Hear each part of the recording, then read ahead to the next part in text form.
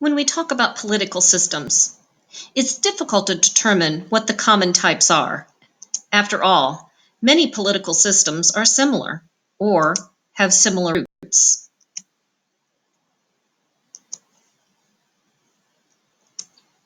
Understanding different political systems is important. Each political system has its advantages and disadvantages. In this lesson, we will be looking at some political systems from around the world, including democracy, monarchies, communism, and dictatorships.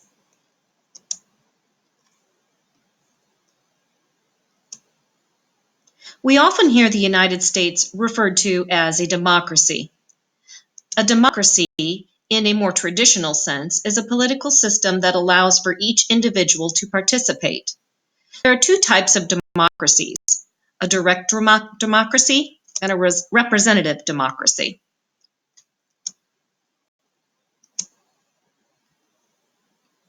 Let's look at the direct democracy first. Every citizen in this type has an equal say in the working of government.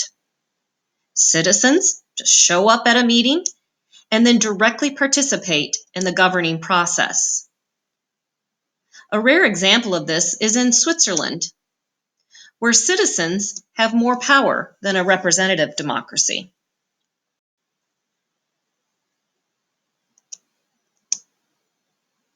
Representative democracy. In this form of democracy, citizens elect representatives who actually make the law. The United States operates similarly to this principle. Citizens elect legislators who then in turn make the laws.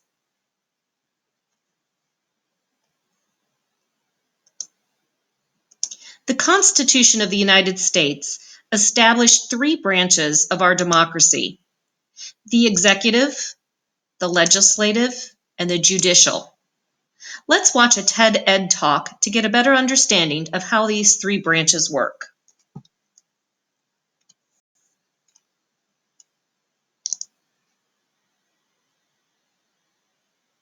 In 1783, the United States government was in a state of change. The Founding Fathers knew that they did not want to establish another country that was ruled by a king. So the discussions were centered on having a strong and fair national government that protected individual freedoms and did not abuse its power. When the new Constitution was adopted in 1787, the structure of the infant government of the United States called for three separate branches, each with their own powers, and a system of checks and balances. This would ensure that no one branch would ever become too powerful, because the other branches would always be able to check the power of the other two. These branches worked together to run the country and set guidelines for us all to live by. The legislative branch is described in Article 1 of the U.S. Constitution. Many people feel that the Founding Fathers put this branch in the document first because they thought it was the most important. The legislative branch is comprised of 100 U.S. senators and 435 members in the U.S. House of Representatives. This is better known as the U.S. Congress. Making laws is a primary function of the legislative branch, but it is also responsible for approving federal judges and justices, passing the national budget, and declaring war. Each state gets 2 senators and some number of representatives depending on how many people live in that state. The executive branch is described in Article 2 of the Constitution. The leaders of this branch of government are the President and Vice President, who are responsible for enforcing the laws that Congress sets forth. The President works closely with a group of advisors known as the Cabinet. These appointed helpers assist the President in making important decisions within their area of expertise, such as defense, the Treasury, and Homeland Security. The executive branch also appoints government officials, commands the armed forces, and meets with leaders of other nations. All that combined is a lot of work for a lot of people. In fact, the executive branch employs over 4 million people to get everything done. The third branch of the U.S. government is the judicial branch and is detailed in Article 3. This branch is comprised of all the courts in the land, from the federal district courts to the U.S. Supreme Court. These courts interpret our nation's laws and punish those who break them. The highest court, the Supreme Court, settles disputes among states, hears appeals from state and federal courts, and determines if federal laws are constitutional. There are 9 justices on the Supreme Court, and unlike any other job in our government, Supreme Court justices are appointed for life, or for as long as they want to stay. Our democracy depends on an informed citizenry, so it is our duty to know how it works and what authority each branch of government has over its citizens. Besides voting, chances are that sometime in your life you will be called upon to participate in your government, whether it is to serve on a jury, testify in court, or petition your congressperson to pass or defeat an idea for a law. By knowing the branches, who runs them, and how they work together, you can be involved, informed, and intelligent.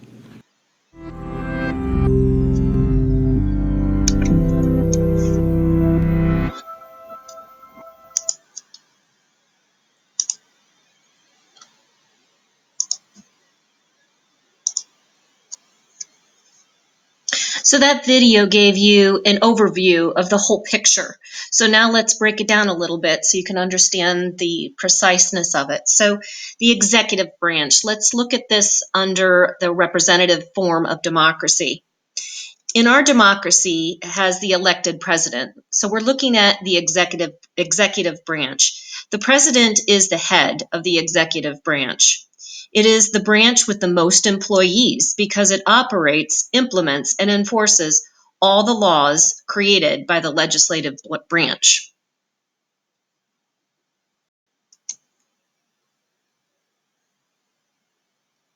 The legislative branch.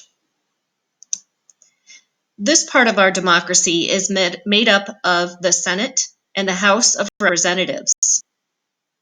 These two units, known as Congress, write, debate, and pass the laws.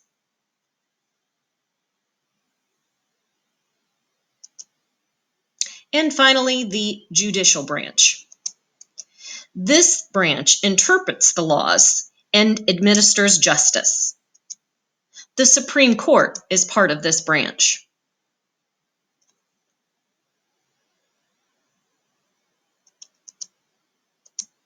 So that wraps up democracy. Let's go on to the second form of government that we are going to look at in this lesson, and that is a monarchy. A monarchy is typically someone who is born into the role and not usually chosen by the voice or by the people. There are 2 types of monarchies. The first is absolute monarchy. These were all over medieval Europe. However, there are very few absolute monarchies left in the world today. Let's watch a video by the Oxford Observer and see if we can figure out why they don't really exist anymore.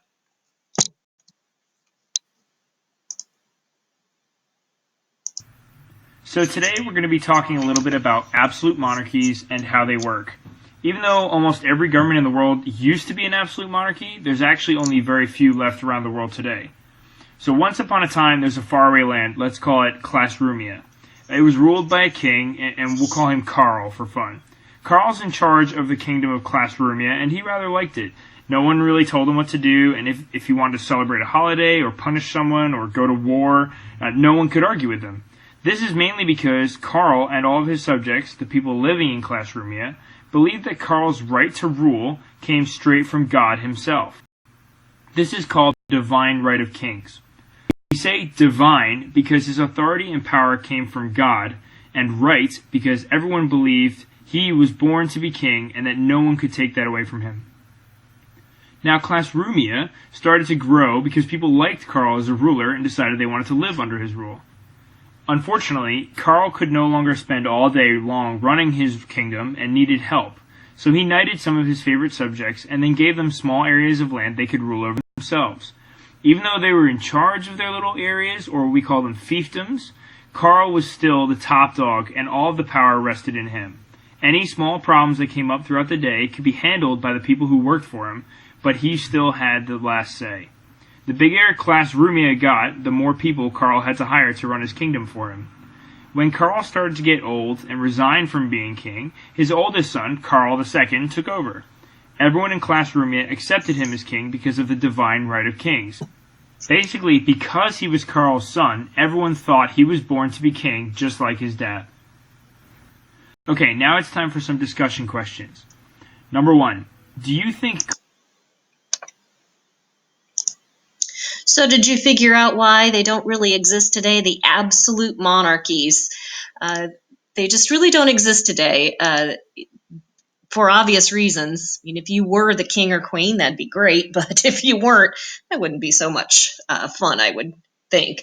So the monarchies that more exist today are called constitutional monarchies.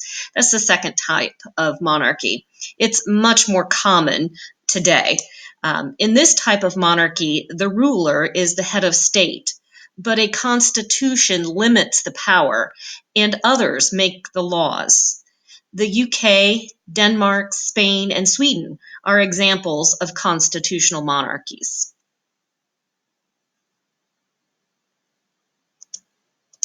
All right, moving on. We are complete democracy, done. Monarchy, we are down to the third type of government we're going to need to address in this lesson, and that is communism. These are in such places as China, Cuba, North Korea. They are planned economies, are part of their governing class. And in many cases, resources are taken and then redistributed to others. In a lot of cases, citizens are required to do certain jobs or have some of their life decisions made for them, especially concerning where they can live and what jobs they can have. Let's watch a video by Now This World that explains this a little bit better.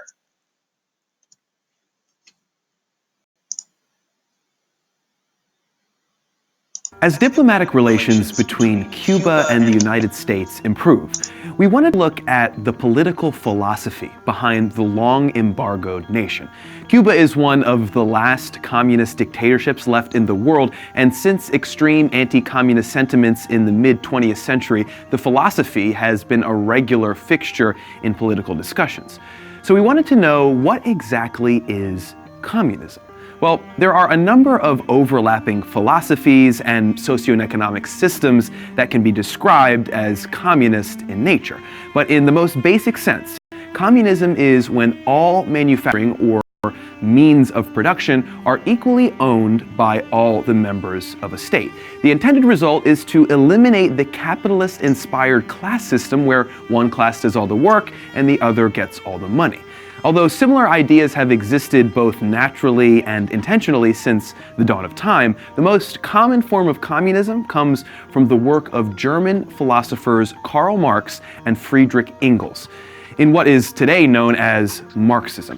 In particular, Marxism is focused on the exploitation of the worker. It's based on the idea that any profit generated by the worker but instead goes to the business owner is a form of inequality and should be abolished. In recent history, several countries, including the USSR, China, Vietnam, and Cuba, have attempted to institute their own versions of communism. However, all can be said to be predominantly socialist and not communist. The biggest difference between the two is that socialism says that all workers should get an equal share in profit and property, while communism says that there shouldn't be money or ownership in general, and everyone should get as much as they need and work as much as they can. Unfortunately, attempts to achieve this political philosophy have led to lower standards of living, government corruption, and in the case of the USSR, total collapse and failure. A number of reasons have been put forth as to why communism hasn't worked out historically. But the strongest criticism of the philosophy is that communism removes the incentive for people to work harder than they absolutely have to. It also leads to resentment of those who work less hard but receive the same. In general, communism is described as being great in theory while disastrous in practice. And the state of the world seems to agree with that assessment. If you'd like to learn more about political theory, make sure you check out these videos. So we're going to be moving on to our final form of government. However, just keep in mind too that we are just going over just 4 different types of governments. There are many other kinds of governments. But we are addressing 4 different types, and we are on to our last one. We've covered number 1, 2, 3, and we are on number 4. The final form of government we are going to look at in this lesson is a dictatorship. A dictator has a main individual or a small group of individuals ruling a country. While there are others who work for the dictator, he or she makes most of the decisions and usually has enforcers to back them up. Now let's swing back over to Now This World again to get a better understanding of what a dictatorship is.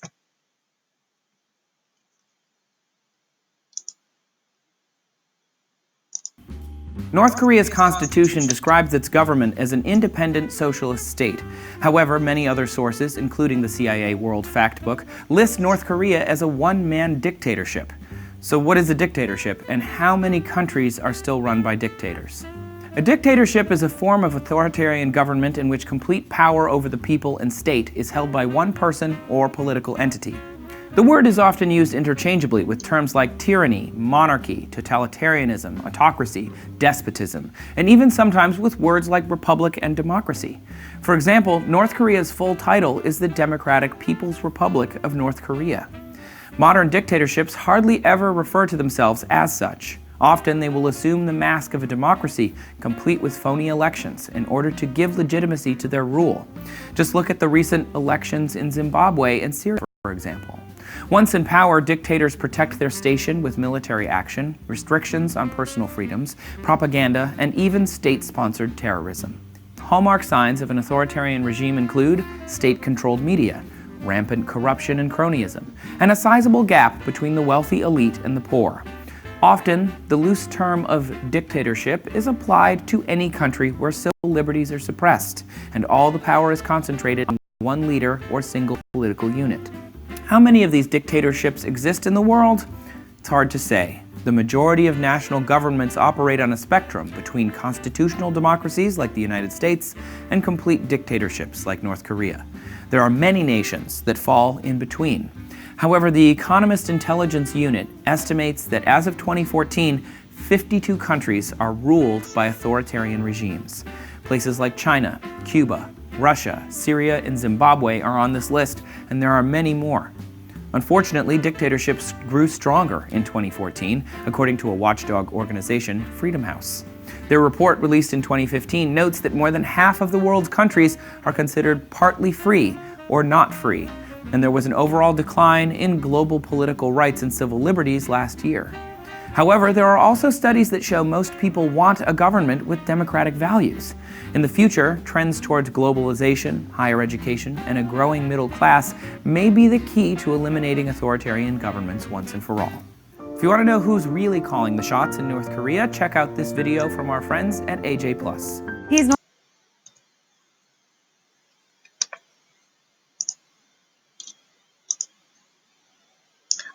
All right, you know what this last slide means. It means that it is time to flip back over to your agenda and click on Lesson Quiz. The lesson quiz has to do with this particular video lesson, and you may retake it as many times as you need and go back to the video if you miss a question so you can try to find the answer. Good luck.